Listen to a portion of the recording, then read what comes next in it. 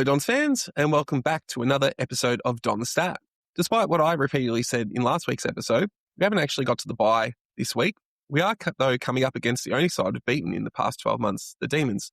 Although this time we're playing them at what's been their fortress, the MCG.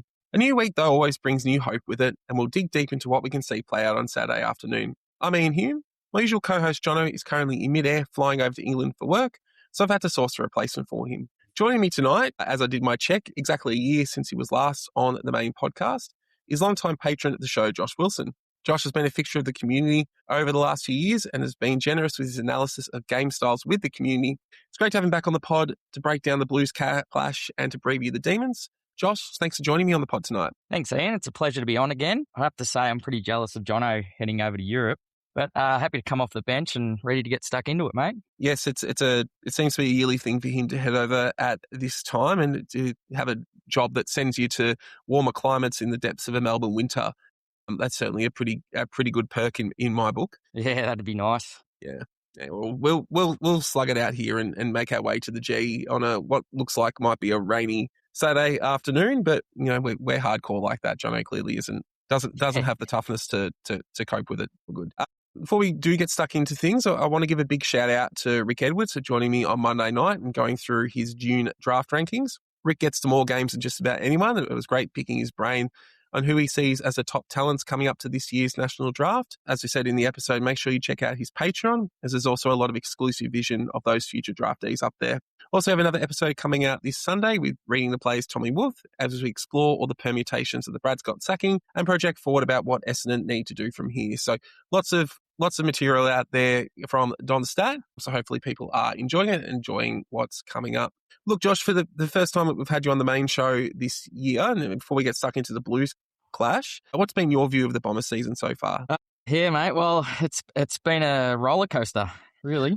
Well, look, in my view, or my experience, roller coasters tend to have some ups as well as downs. This has felt a little bit more like bungeeing without a rope. Yeah, straight into the water.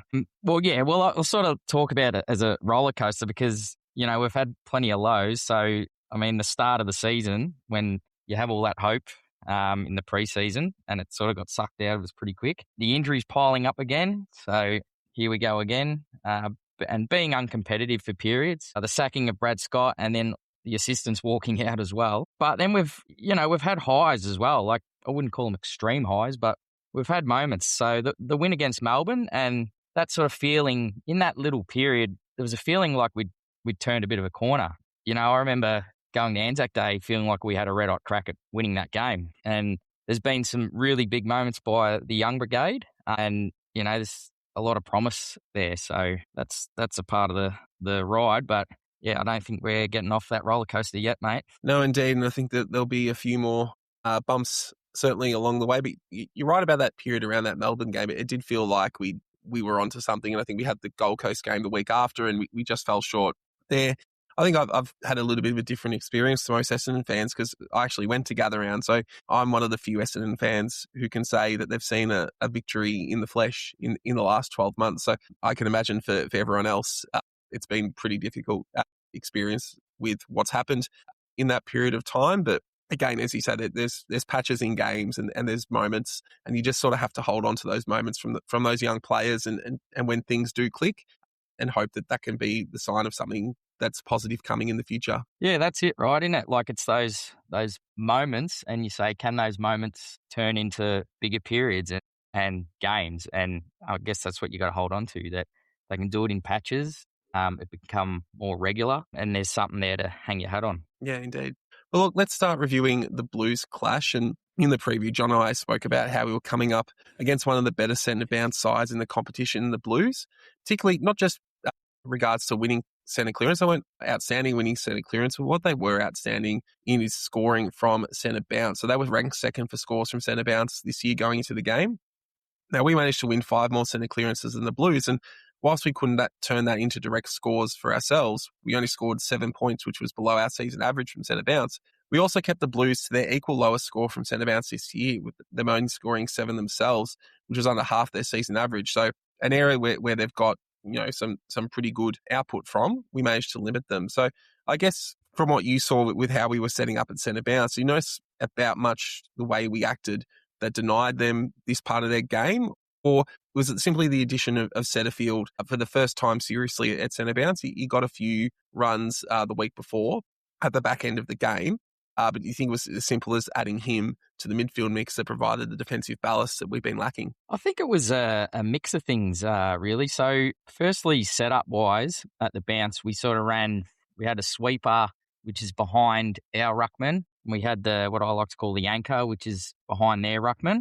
So that's pretty standard. But then we also had a player on the side, so where you'd say where the umpire sits. And what I noticed the week before against West Coast, a lot of times we would split that side. So if West Coast went to the umpire side, we'd go to the other side. So we'd have a free side. And what you gamble is that you can win the tap to that side and you've got the open man. So what we did against Carlton is we just stayed man on man. But then I reckon a major part and something that's been lacking was Bryan's ruck craft. So he looks like he's been getting better every week. And if you rewatch that game, you'll see a lot of the times he gets his hand first on the tap. And just his craft to be able to put the ball in the right positions to enable us to control that ground ball. And then there's also Robey. So he's, as a 18-year-old, he's getting better every week. And what we're starting to find with him, we're using him as the anchor. So you notice a few times he sits behind the opposition ruckman and Bryan's able to get the ball forward. Because he's so strong, he holds his position and he draws players to him and releases us on the outside. So there's been a few factors in that regard. And then around stoppage, around the ground, it looked like Setterfield sort of went with Cripps, really held on to him, basically wrapped him up around the stoppages. And then there was just a better balance. So I think Sullivan spoke about that today in his press conference about the layers of contest. So it seems like now we're able to balance that a lot better, where one person goes to the player and the other player's cutting off the outlet. So that's, in that regard, to Carlton only kicking or one goal, that there was no ability for them to get out the front of stoppage because we never gave them clear outlets. So we always had pressure on the man. So yeah, just multiple sort of factors, but sort of very promising signs. Yeah, absolutely. And I think what you just said and what Solomon said in the press conference really relates to something we've spoken a lot about on the show. And those of you playing the Donasat drinking game, get ready, because I'm about to say one of our regular phrases, but there wasn't that bees to the honeypot sort of thing that we'd seen a couple of times. Well, we'd seen a lot this season. They were much more balanced. They had those layers and the ability for the opposition to exit if they won the clearance was a lot more limited. And that's just what you got to do, right? You've got to trust your teammates are going to be able to win the ball or stop it, and then wait for your turn, right? And know when it's time to go. And I think for much of the season, we've really struggled with that. I think even with, though, that the amount of clearances we generated, and you should be able to then turn that into territory. We did, because we had 5 more inside 50s, but from that we weren't really able to be effective because the way in which we were kicking the ball inside 50 was, in a word, deplorable for a lot of the night. So we did manage to get 12 marks from going inside 50, which is fairly a reasonable result. But outside of that, we only generated 9 ground ball gets inside our arc, which is well below the AFL average of 15. And the big reason for that is too often we were either missing leading targets and kicked it straight to the Carlton defenders, or we couldn't create enough contest where the ball could be brought to ground. Now, a big complaint that I've had about our team selection is that we're not really picking those ground ball players. We saw a couple of opportunities where someone who's got that ground ball craft in Hussein Al-Ashkar was able to take advantage of those ground balls. But you need more of those players, and B, you need to be creating more of those contests. If you look at some of the other numbers that really stand out from this game, we gave up 20 intercept marks to the Blues, which is well above the AFL average of 14.3. And half of those intercept marks were taken in the Blues defensive 50, which is the Blues' best result of the year. So there's obviously been a lot in the media being made about the ball not being kicked to Caddy when he was out in the open. But I think that's also an element where he's constantly finding himself free in the pockets where he would be taking difficult chances. I think there are a couple of occasions where he's 45 out in the pocket free and there should be an easy kick to him, but it's not going to be a high percentage shot. So I think a couple of times players have tried to find targets in areas where we could have a much more high percentage chance and then miss the kick. So I think in terms of Caddy, obviously he's working so hard in creating that space, which is really good, but we need to I think twofold. He needs to try and be able to find that sort of space in higher percentage areas of the ground, but also our forwards need to work better to creating that space in those areas of the ground. And obviously then our midfielders and half forwards need to deliver better inside 50. There's a lot of moving pieces in that, and I've sort of gone around a whole range of areas there. But there's no one clear. It's I don't think it's as simple as us kicking better inside 50. I think that it's a much more complicated problem, even if our kicking inside 50 wasn't up to scratch in this game. Yeah, you're right. And that's, I guess they've spoken about, and it's been similar in the past where even under Brad Scott and his early coaching, Solomon's talked about wanting to be a front half team. So we look in that first half, we controlled a lot of the play and we kept that front half game. But with that becomes more numbers. And Carlton, for all the, I guess, the pain they've caused supporters, defensively, they've always been pretty strong and getting numbers back. And that's sort of what you spoke about with probably that disconnect with Caddy sort of going to the space he sees, and that's out wide. And us, a mental note to say not a good spot and going inboard, but that's straight to Carlton's numbers. So, and then exactly what you touched on with that, I guess it's that cohesion in having the right numbers there. So the talls and the smalls, and that's a balance we don't have at the moment. So understanding that we're playing a front half game, and in this phase, we're not out to take a mark. So we're out to get it to ground and to pressure, and create a goal like Al-Achka, where, we create that pressure inside our 50 and we create a chaos goal. And we just don't have that mode at the moment. And that's personnel related as well. So we're always looking for that clean disposal. And that's sort of adding to that pressure to, I guess, be able to put it on the scoreboard. Yeah, you're right. And I think the other thing we lacked in this game is we didn't have those. It was the Giants game where I was really impressed with how the Giants or the Suns game was one of those games against expansion teams where when we didn't have good looks inside 50, we were really patient. We sort of worked the ball around outside 50, and then we were able to find targets going inside 50 by being patient. We didn't really try that at much on the weekend. We sort of went quick. We were trying to go quick, and that's probably a directive of the new coach. But then obviously we muffed the kicks and we couldn't get value out of it. So I would have liked to potentially seen some more patience and work the ball around and really find that target, but we didn't see that on the weekend. I guess continuing on the forward line, how'd you see Ben McKay as a forward? I have about as much faith in his goal kicking as I did the last great Essendon defender turned forward in Cale Hooker. But was pleasing to see him have more of an impact on the game. He did seem to really attack the ball when he was as a forward. He's obviously got great hands. And again, with Archer May going out, we do need that big anchor target. So I think he did that well. Do you think this is going to be his role going forward? Do you think eventually we're going to see him go back? Yeah, well, Solly sort of seems pretty content on keeping him down there at the moment. But no, I think he did pretty well, didn't he? Like he's not. The one thing he'll give you, he's not going to get beaten. Whether he marks or it's a wrestle, he won't get pushed out the way. And I think that's what he's doing well. So he's taking, at the moment, which is something we need, he's taking that key defender away from Caddy. But yeah, there's a couple of times, obviously, we saw on the weekend where he can be stronger with his hands and take that mark. But yeah, a part of the game, I guess, if they're going to leave him down there, I guess we've just got to see what he's got and give him time to work out a bit of the craft. But also, I guess when you've got a player like that, it's almost the way we had Peter Wright down there at times, where numbers will flood back and he'll be in a marking contest 2-on-1, 3-on-1, and he's going to get it to ground, but we need to build that support around him and have the drop of the ball, the crumbing players, and that's when you get the benefit out of what McKay would offer down there. If we're expecting Matthew Lloyd style, on the lead, mark everything, kick goals, I just don't think that's the sort of player he will be down there. But if we can get the balance right, maybe it is something we can work with in the future. Yeah, fingers crossed. Well, look, obviously the first half was really strong, but things did fall away in the second half and arguably up until probably the last 5 minutes, when I think that something mentally switches when a team gets ahead of you, freed us up, whereas before that we were sort of playing quite safe. And that's something that Dean Sullivan spoke about post-game was us going into our shells a little bit when we really should have been looking to press the advantage. And I think the numbers bear that out. So our metres per disposal in the first half averaged 15.5 metres, whereas in the second half that went down to 12.8.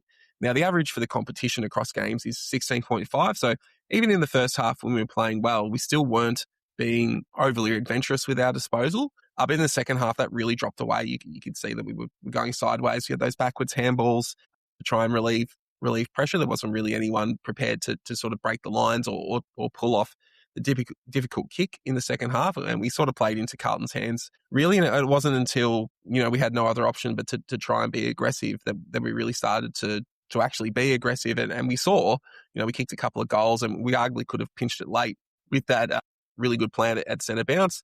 It bounces a little bit differently into Zach Merrett's hands, then we might be reflecting on this game as a win, but it was probably lost in that period in between the third quarter and the first half of the fourth quarter. Yeah, agree. And you could probably see it at the ground. It all started at the contest. We'd been well on top. That sort of Solly spoke about that first half being how we want to play, and that was a front half game. If you looked at what we were doing, we were winning clearance, we were getting forward, and we were creating a repeat inside 50. So there was times where Carlton couldn't get the ball past halfway for big periods. And then you just saw in that second half, especially Cripps at the centre bounce, his intensity lifted. He got a lot more physical, and that sort of brought a lot of his teammates with him. So that was the challenge for us. We started to lose that contest and we started to lose territory. So we sort of talked about, as you spoke about, that metres gained per disposal. A lot more of the disposal was in the back half, and that's where Carlton sort of pushed us back, and then they started to press up on us as well. So I guess a part of that is that method of, a team that in the first half we play a certain way and it's working, and the way we move the ball, where we're using it by foot and we're moving around Carlton and we're getting through and that we're pushing them back, then it changes, and it's really having that next mode saying, okay, this isn't working now. How do we go about it now? And it just felt like we didn't have that mode. So we started going backwards, and I guess it's like Jono like to sort of say, you give what they take you, and that's sort of, well, you take what they give you, should I say? And that's sort of where it was at. We were just taking what they were giving us, and that was backwards. So that's probably another phase, and hopefully that's something big we can learn out of this game is what is your next phase if you're in your back half and a side is closing you down. What's your next mode? Yeah, indeed. I think you spoke about before going to Anzac Day, and that's what Collingwood did really well against us. They took away, our ability to just, possess the ball in the back half, and we didn't really have an answer. And it was not quite as bad against the Blues last week, but it was sort of in a similar vein. I guess I want to finish by talking about a couple of players, and the first one is Zach Merrett, and there's been a lot of criticism of his game. We moved him to half-back, which we have tried in a few occasions in the past, and he certainly managed to get his hands on the ball with 33 touches, and he was still somewhat influential because he had 7 score involvements, which was the second most of the game. So that obviously he had some impact from half-back. But of those 33 possessions, 11 of those ended up in turnovers. And I went back through the numbers, and you have to go all the way back to that Bulldogs disaster in 2019, where North Melbourne tried to relive against Freo on the weekend. For Zach to have had that many turnovers in a game, and this happened a few times when Zach's gone to half-back, because you would think that someone as good a kick as Zach would be effective at half-back. But in the times that we've tried, I don't think it's ever really looked like it suited him. And I think it really benefits the team to have him there. I think if you're looking to move him out of the midfield because you don't think he's going to be there next year and you want to see other players in there, I think for the betterment of the team, half forward is probably more of the go.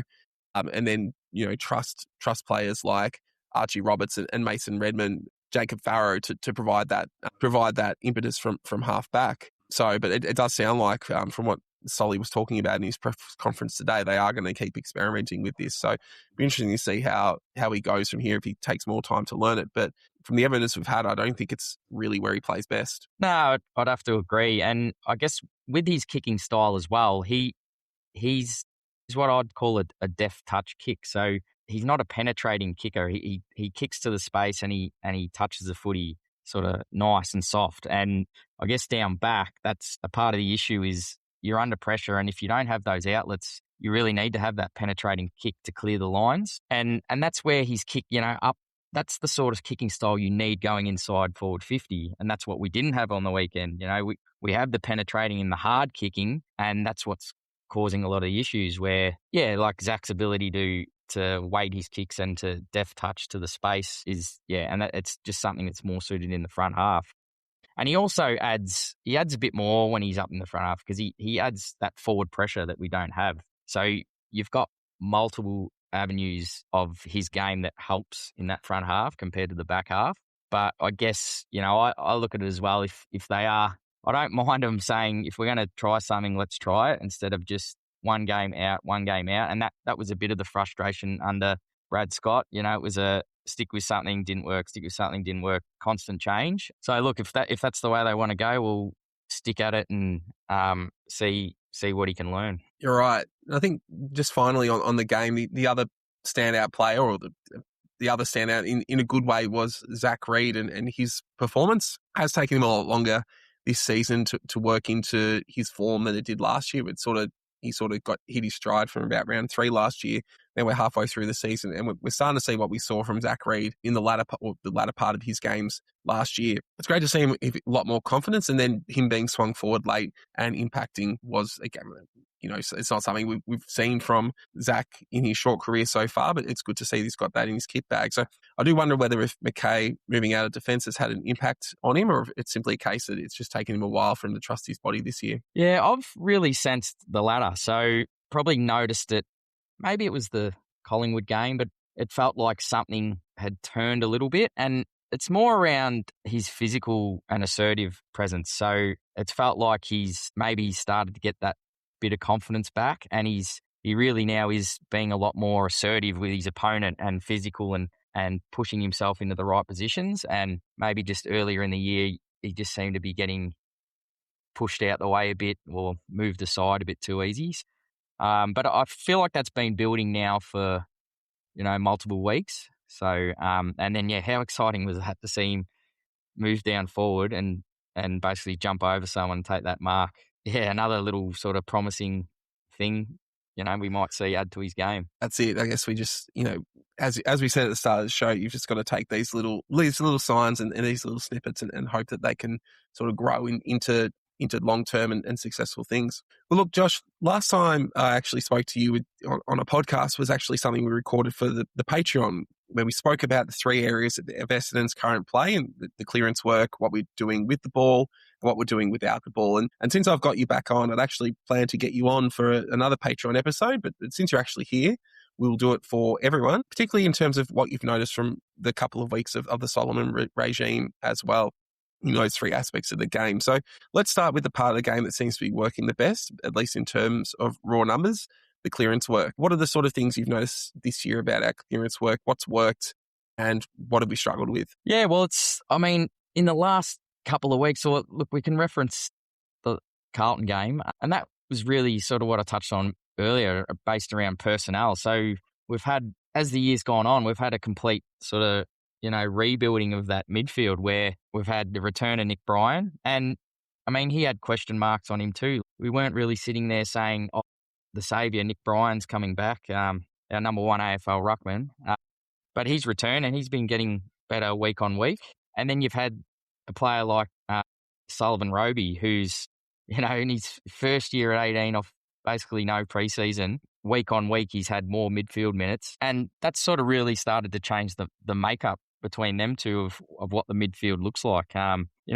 Peter Wright, for all the effort he was bringing to the ruck role, winning the tap against, seasoned ruckman isn't really his bread and butter. So, like Anzac Day, for an example, 38 ruck contests, for 8 hit-outs. And he sort of started to look like he was getting a bit tired in the role too. And that game, that's a day that we got absolutely smashed in the centre clearance. And, when you have a ruck battle where you're not getting your hands on the ball at all, it gets really hard to predict or have any sort of comfort on potentially where the ball's going to go. So we've seen Nick Bryan return v GWS, and he's built up his minutes. So in the GWS game, he had a 50-50 split with Wright. And while it was unfortunate, the injury to Peter Wright, Nick's really sort of stood up, and he's actually emerging, as a genuine AFL ruckman. So you look at that Carlton game, and if you watch the ruck work closely, like his ability to get his hand to the tap and just put it to those right areas, it's just been huge, and it's just given us a level of consistency. So, in our positioning and how we go about it. And obviously spoke about Sullivan Robey and, his ability to draw the contest to him and win the ball and get it out. And then we've also spoke about, I guess, it's probably my favourite part of it. It's what I'm seeing the most promising is that layers of contest. So we've all, and we've spoken about it, the bees to the honeypot. But if the one positive sign from the Carlton game is anything, that to me, that's the number one, because that was all over the ground. There was so many times where, a player would go in for the ball, but another teammate would stay out and hold the space and cover outlets and do the right thing. So that shows that there's a unity in starting to form in how we're actually tackling a contest instead of the old run through a brick wall. Like Collingwood Anzac Day is the prime example of players wanting, and you can say not trying, but they're trying too hard in a way that they want to change the game and they want to impact, but they're doing it as individuals. So player A, player B, player C, player D are all thinking the same thing and they're all going to that same football, and there's no unity in what we're doing. And that's, I guess, hearing Solly talk about layers, it's just so important, and that's probably been our Achilles heel really in how it's been falling down. So that would be the little tweak I've seen from Solly just in his languaging around contest so far. Yeah, and I think when he started, he said he was sort of, it's the cliche of the interim coach. You sort of strip everything back, and he's trying to start from the contest, which I think is a good point, because that's where everything starts, right? If you can't win clearance and you can't win contests, you're not going to be in many games. And so if you start with the contest area, then you've got something that you can build from. I think you're right. I think against Carlton, it was much more noticeable around the ground when we got into contests that we weren't. That was the thing that was costing us. If you think about the Fremantle game, and the media, sometimes we criticise them a lot, but they actually did some really good job highlighting moments where our players weren't holding their space compared to what Fremantle were doing around the ground when the ball was in contested situations. And I think West Coast was still there a little bit, but last week against Carlton, it was much better in terms of that contest area and the way we were dealing with those situations as a unit, rather than 18 individual players on the ground. Let's move on to the next phase, what we're doing with the ball. And judging by your posts in the Patreon chat, this is probably the aspect of our game that's causing you the most frustration at the moment. So what are the biggest issues that you see with what we're doing with the ball? Yeah, look, I think that frustration's probably not around the overall scheme of what we're doing with the ball, because there's a lot we're doing right. Even pre-Solly and Brad Scott, like being able to move the ball, like even the Richmond game, multiple times moving the ball by foot from the back half, getting through them to the front half and scoring. It's not all bad, but I mean, that's probably what frustrates me, because we're doing so much of it good. And then probably, the Carlton game, I mean, everyone can see that. You highlight it and the media talks about the caddy, the kicks going to caddy, but that's probably my number one frustrating thing that I see a lot. And it's that reference of how you kick the ball around the ground, but then how you deliver inside 50. And I reckon one of the little things that probably what they struggle with is the way Caddy leads as well, because he leads, he's a furious leader, and what he does, he gets the space, he will lead straight up at the kicker. So, and it's one of the hardest kicks to do when someone's running straight at you full speed. But that's where, I guess, you look at, for example, Sam Durham's game on the weekend, and you watch him move the footy around the ground, but then you watch times when he was kicking inside 50 and it's rushed and it's throwing it hard on the boot, and it just seems like at the moment, and I'd suggest that's what they're working on at training, that taking weight off the kick and allowing your forward to come to the footy where, around the ground, yeah, okay, we hit a target in a zone and on a sideways angle, but then when you're going inside forward 50, just get that kick right and slow down and take a breath. And, you don't have to kick the leather off the footy. Just put it to the advantage of your forward.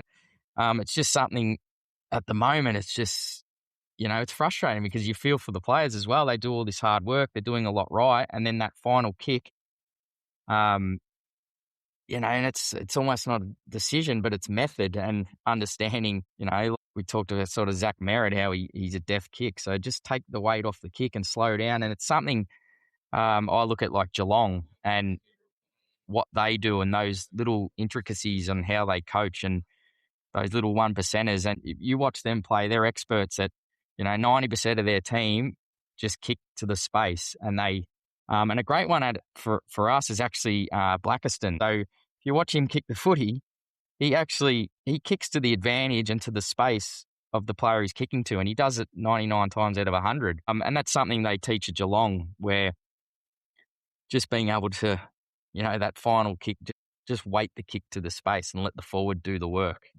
And that's probably the one thing that's been frustrating me the most. Yeah, we need more kicks like Jacob Farrow did on the weekend that ended up with Sam Durham. That was perfectly placed, and he saw that Sam Durham had space to lead, and he just put it there so that he could run and jump at it. So yeah, more kicks like that, please. And then let's final off by talking about what we're doing without the ball. The scores against in the last couple of weeks have been below what we've been giving away across the season, although that could have something to do with the quality of opponents we've been playing.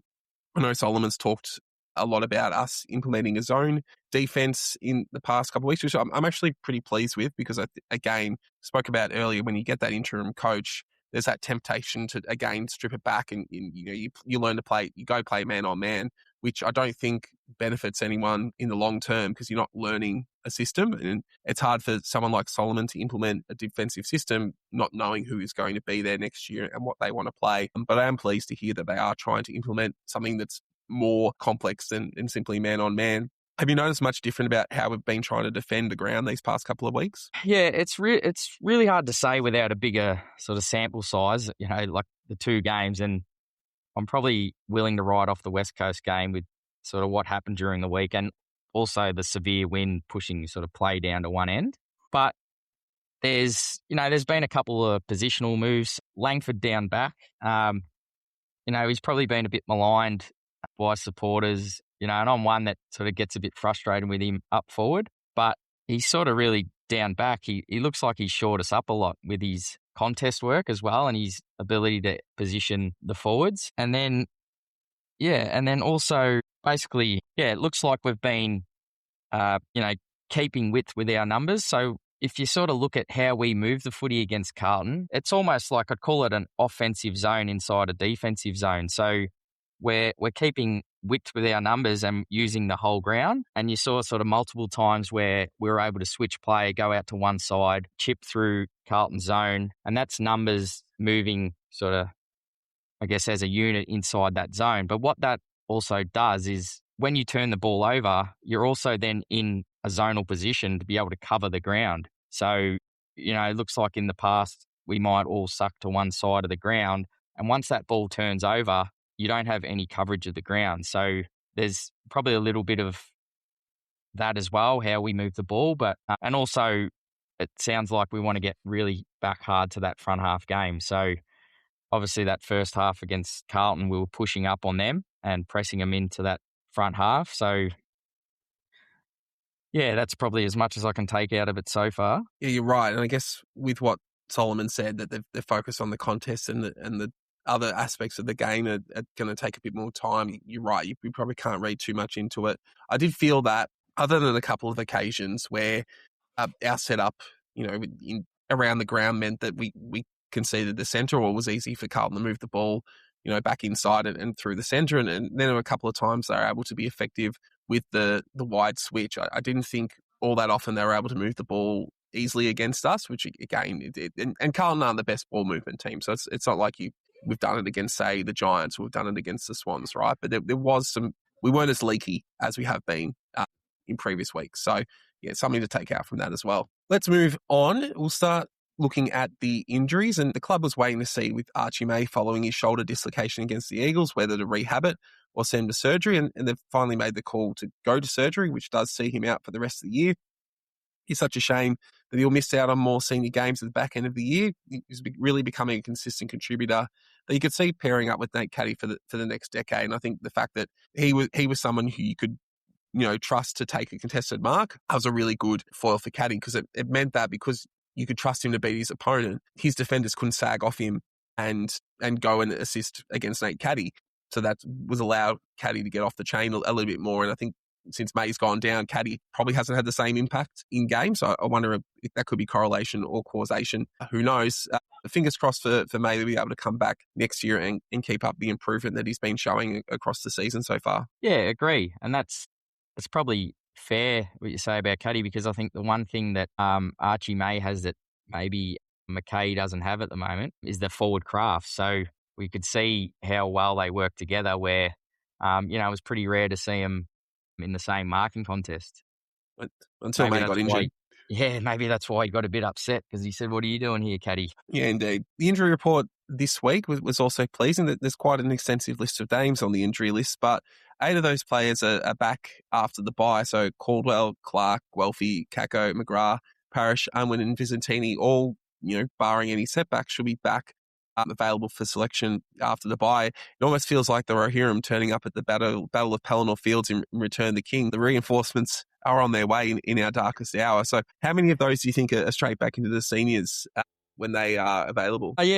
Fitness levels pending, so we'll leave that to the powers that be. But I'd look at 4 straight up. So McGrath, Parrish, Kako, and Clark for me, actually. So Clark's the interesting one, but that wing spot is really available in our side, and it's a position of need. So, he's shown he can play that role, and his running capacity, has shown that he can slot into that role. And I mean, if we're looking at development this year, if we want to see what he's got, get him out there. But then with Caldwell, so he's one I didn't have coming straight back in, but he's sort of looked a bit banged up this year and not really himself.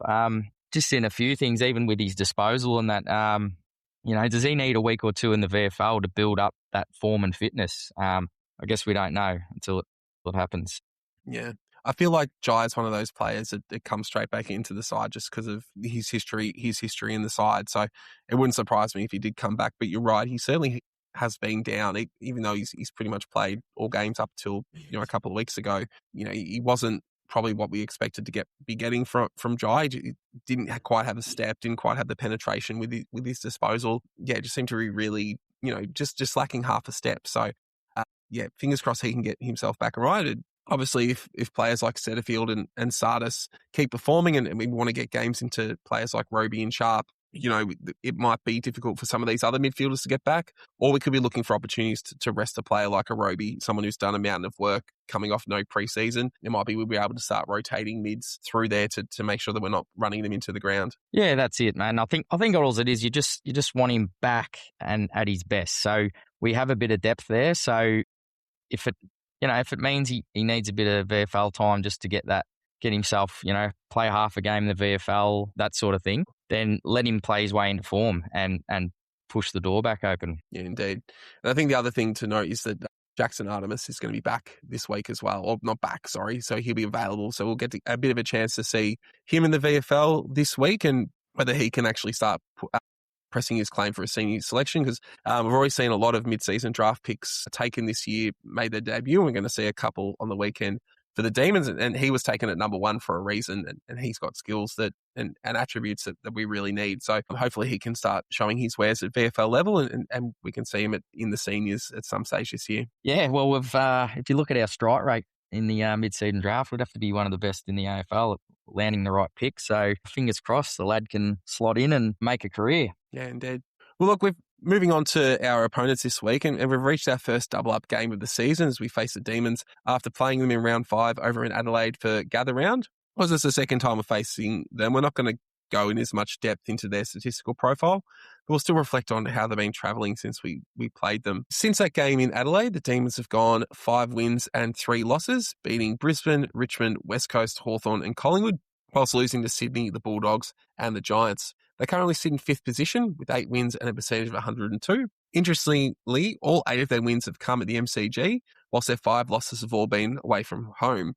Unfortunately, we face them at the G, so we're going to have to beat them at a place that they play as well as anyone at the moment. Yeah, that's it. Indeed. I guess if you're going to play well anywhere, the G's are a pretty good place to be, given that's where the finals and grand final are played. So, as much as you want to criticise them for not winning away from home, you just got to hope you play there enough to win enough games and make the final. Indeed. I think where they've really stood up this season the most is in the centre bounce, which, considering they lost their 2 most high-profile midfielders in Oliver and Petrarca from last year, is certainly impressive. Over those 8 rounds since we played them, they've been the number 2 ranked centre clearance team in the comp, averaging 2.9 more centre clearances than their opponents. They've also been really strong in the contest, averaging 4.38 more contested possessions than their opponents, which is a big shift from the first 5 rounds where they were minus 7.8. So, yeah, you would those contested numbers you would expect from a team that's lost Oliver and Petrarca, but they've really managed to cover their output across most of this year with the additions in their midfield there. This is then their set clearance and contest winners really help with their territory. So they're 6th best inside 50 differential over the last 8 rounds, averaging 3.9 more than their opponents. They've actually shifted to more of a handball game with their kick to handball ratio going from 1.6 to 1.4. And that's really following the trend of the competition. People are really adopting what I think the Swans have probably highlighted it the most, and they've been the most effective with that forward handball game and relying on that. So yeah, I think teams tend to follow what's successful from other teams. And I think Melbourne's adopted a little bit of what the Swans have done, and it's paying off for them. Yeah, well, and I think you've touched on about their contest works. The last time we played them, we were plus 30 in contested possession. So that's going to be our biggest challenge. They've stepped up that game. They're going to take that away from us. So that's where it starts again. Yeah, and obviously when we came up against the Blues, we were coming up against a strong contested possession side, and we managed to beat them in that aspect. So that's a good sign heading into this clash. Now, Essendon has made 2 changes this week with Jordan Ridley and Dyson Sharp both returning from injury. Ridley played some time in the VFL last week, while Sharp is straight back in after his injury layout. Out goes Kondo and Sardell Hooley. I think Ridley for Kondo is effectively a straight swap, although Kondo was playing further up the ground last week than we'd expect Jordan Ridley. It's great to see Sharp back, but for me, a bit sad to see Sardell Hooley go out. Though he hasn't quite found his feet since coming back from his injury, he was doing so well prior to it that I'd hope that he'd be able to cement a spot in the side. Sharp back in should also help with those mid-rotations, though. We've been running small mid-rotations these past couple of weeks, so limited to around 4 players. Sharp coming back, if he does play there, will give us a 5th if we've made the decision. It's flagged by Sol in his press conference that Merrett is going to play half-back. We're touching on it earlier when we were talking about the Blues game, but I still think we're way too tall, though. We might just have to wait until Kako comes back before we start to see probably more of a proper balance in terms of smalls and talls in the side, though. Yeah, I agree. And it's probably a little bit of the legacy hangover of, I guess the Scott era and playing a bit tall, but also what we have available on the list at the moment. Really hope that's something we address as well going forward. Yeah, indeed. On to Melbourne, they've made 4 changes, 2 of them forced with Myercheck with obviously his horrific injury, and thankfully that's not as bad as it could have been. That could have been one of the worst injuries we've ever seen in the AFL. Caleb Windsor is also injured, whilst Tom McDonald and Latrell Pickett have been omitted. In comes Jake Melksham, Bailey Laurie, Lucas Cook and Joel Fitzgerald. So Lucas Cook and Joel Fitzgerald, Cook's a 196cm defender, Fitzgerald's a 188cm midfielder. These are the 2 we flagged as the mid-season draftees that have come in for the Demons. And Bailey Laurie is 180cm forward. He's played 20 games. He's only kicked 6 goals, so he hasn't had a huge impact in his time yet. Melksham, we know how dangerous he can be, and obviously he's coming in to replace what Myercheck has provided for them. Caleb Windsor's been okay this year. Hasn't probably been as outstanding as you would expect from a top 10 pick. Probably hasn't had that growth that they were been expecting, but he's still a loss for them in terms of talent-wise. You've got Latrell as well. He hasn't set the world on fire, but I also think he's the exact sort of player that we struggle to contain. We don't really have those lockdown small defenders that contain the sparkling forwards. So I think that's a good out for us potentially. I thought they might keep him in for one more week to give him a chance against us. King also suggested that Gawn was sore and had some doubt to play, but given this is a game honouring Neil Danaher, I expect him to get up, even though they're coming off a 5-day break, and even though I suspect with Melbourne, there's a temptation that they're coming up against the bottom side, and this is an opportunity to rest someone who's going to be really important for them for the rest of the year. Yeah, I think he might have a bit of a chip on his shoulder from the last time we played. Well, reflecting then on what Melbourne did in their last game, and they played on King's birthday, and in a match that really matched the gravity of the occasion as the first fight MND clash since Neil Danaher's passing. Melbourne jumped out to an early lead before the Pies clawed back, getting out to a 16-point lead halfway through the third, before the Demons kicked 7 of the last 10 goals to get out of jail, sealing an 8-point victory with the Cozzy Pickett snap in the last minute. It was a really even contest. Very little separated them all day, both on the scoreboard and in the statistical measurements. Clearances favoured the Pies slightly, intercepts favoured the Demons, and the score sources were also fairly even. It was a really high contest game, which is something we don't play. There were over 90 ruck contests.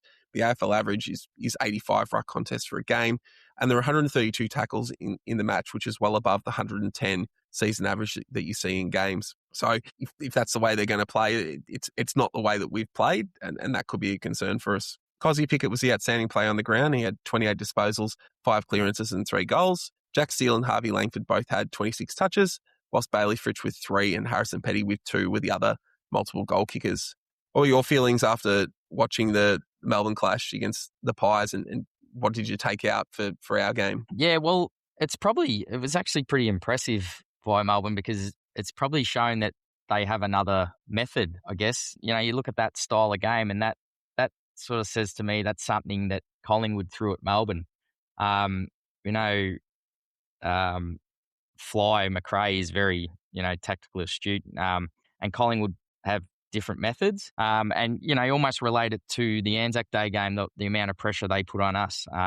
You can see them coming into that game and bringing that heat and that pressure into Melbourne, and they matched them. And that's, that was pretty impressive. So, that's going to be something I guess we're going to have to be aware of. Absolutely. And moving on to the match itself, and we've touched on it a little bit with how the game played out last time, but the last time we played them, Peter Wright was able to sort of match Max Gawn, whilst Andy McGrath was able to limit Cozzy Pickett's influence. Cozzy still got a lot of the ball, but it was probably one of his least impactful games of the year. That said, he still kicked 2 goals, but his disposal wasn't quite at the level that it has been in the other games. This week, we won't have either of those 2 players to quell Melbourne's 2 best players. So I guess, how do you see Nick Bryan going against Max? And is there anyone in the side who could replicate what Andy did against Cozzy? Yeah, well, it's a great test for Nick. He's still only 24.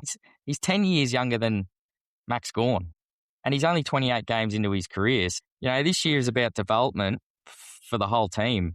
He's starting to show some very promising signs. I mean, he should just look at it like that. Test yourself against the best. What can you learn? So that's sort of how I would look at it for him. And I guess with Cozzy, not really sure we have the one player matchup to follow Cozzy, in a pure tag or negating role. But we have to look at it and say, what's the damage? And the damage he does is forward of the footy, that you have to stop. So it's not letting him sit outside the contest without a Dons jumper next to him and having a hard, tight matchup when he's forward. So it's balancing that, because I don't think we have the matchup like McGrath to follow him from the midfield to the back line. So it's going to be a team job. Yeah, indeed. And just on Nick, it's something I've been really impressed with this year is that he hasn't let a ruckman dominate him yet, even being, as you say, quite an inexperienced ruckman. This is probably his biggest test for the year so far, but so far he's sort of passed all the tests that he's had this year. That makes me a lot more confident in his career going forward. Last game when we played the Demons, they really let us control the game with ball in hand.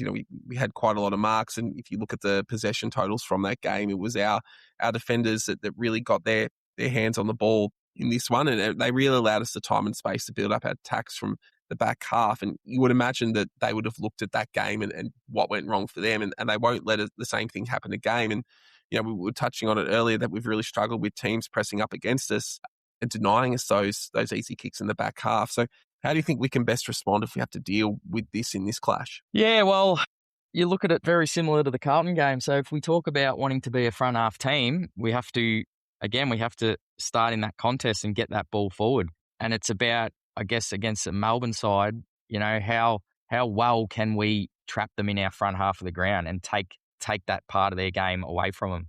If we continually let them win those contests and push us deep like Carlton did in the second half, it's really something we're still struggling with. So you've just got to start at that point and say, we want to play a front half game and we have to make that work, and everything works outward from that. That's right. You sort of, we don't want to get stuck into that position where we are, having to rush with ball in hand in the defensive half. The best way to prevent doing that is to keep the ball in our forward half, isn't it? So we'll have to see how that goes. I guess another thing that really stands out with the way this game set up heading into it is it's a clash between the most direct team in the competition in the Demons, who average 17.8 metres gain per disposal, whereas we are the most indirect, only averaging 15.3 per disposal. It doesn't sound like a lot, but over the course of a game, it does add up, and it really shows in the way you watch how the teams play. You know, I think Jono is really big on using numbers to support what you see, and you can really see the difference in the way the two sides play with ball in hand and the way they move the ball, and that's then reflected in the numbers. But Melbourne's losses this year have been when teams have been able to put more direct pressure against them. So I guess, how do you think we can get our meters up to really put that Demons defence under pressure? Yeah, well, it's really sort of what we talked about, that layers of contest again. So, and something we sort of started to show all around the ground. So it's really, you know, if you want to create that meterage, you know, you've got to have those options to use. So it's being able to keep width from each other and relying on each other to win those contests. You know, like I talked about Langford going down back, and he's someone that looks like he's a contest winner. You know, when we're going, you know, we're defending, he's winning those battles, and Reed's stepping up now. So it's around those critical contests, you know, against a side like Melbourne that want to go quick. You win that critical contest and you've trusted your teammate. We have outlets, we have options, and we can go. And that's that priority about winning those contests and being able to trust that we can do that, and keeping width and being able to, you know, almost counteract that Melbourne speed of ball movement, you know, and that type of play where the way they want to move the footy quick, that creates a lot of one-on-one contests ahead of the football. It's about winning those contests, you know, and there was really good signs against Carlton. Yeah, indeed. And I guess just finally on the Demons, other than Gawn and Pickett, what do you think are the most important matchups to get right in this game? Yeah, I'd be pretty happy if we could lock those two up and throw away the key. But also Van Rooyen up forward. So that's an interesting one. You know, we've had McKay probably the last 2 years has been the matchup for him and really put him to sleep, and probably played his two best games for the year, playing off him and intercepting for us and setting us up all day. So that's the interesting one now. If, you know, we're leaving him forward, who takes that matchup? Because he seems to be a bit of a, you know, the crowd get behind him as well. And, you know, if he gets going, we know he can sort of create that excitement that they need. So he'd be the next one I'd be looking to, you know, shut down. Indeed.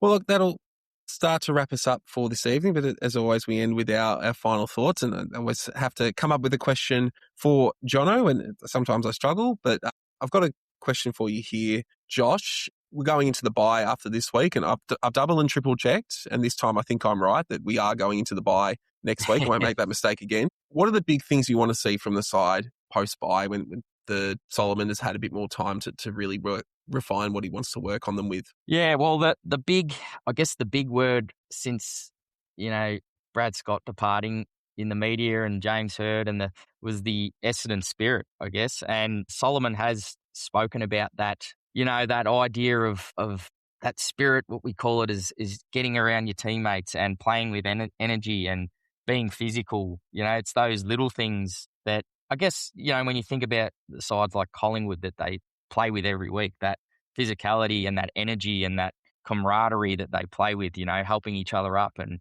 supporting each other with that energy, you know, and going at the opposition. So I guess that's the number one thing. You know, we're gonna have a few errors along the way. You know, we're not in that phase of expecting, you know, wins and wins and wins, but it's about how we go about it and those sort of things that have been mentioned. That's what I really want to see going forward. Yeah, me too. You want to start seeing some signs, and you know, you want to get some wins. You probably don't want to win too many games. Like, you want to. It's hard, right? You want to win every game, right? We're not, like, I'm not going on Saturday hoping that we lose the game, but it also does remain in the back of your mind that in some ways it's beneficial to finish lower down the ladder this year. But you do want to see more of those patches in games. You know, you want to see, instead of, you know, a 5-minute patch where we're playing well, you want to see a full quarter where, you know, everything executes perfectly. You just want to see those growing signs that you can build on something going forward. So for me, that's a big thing across the rest of the season. You're looking for those. You're looking for those moments where you can start to see what it's going to look like in 2 or 3 years' time when we can do it more consistently across a game. Yeah, I agree. Probably the other thing is I reckon the last couple of years we've really faded out of seasons. And you've noticed that senior core, I guess, when that dangle of finals was taken away, they really dropped away with their effort. So you really just want to see us build into the rest of the year and finish with a wet sail, and take something into next year. Don't let the arse fall out again and make all the negativity and then have to start again. Let's build into the end of the year. Yeah, fingers crossed we're able to do that. Well, look, thanks so much for joining me this evening, Josh. It's big shoes to fill with Jono being absent, but as I expected when I asked you to, you've done a fine job. Really appreciate it, and hopefully the listeners have done so too. Any final words from you? No, thanks for having me on, mate.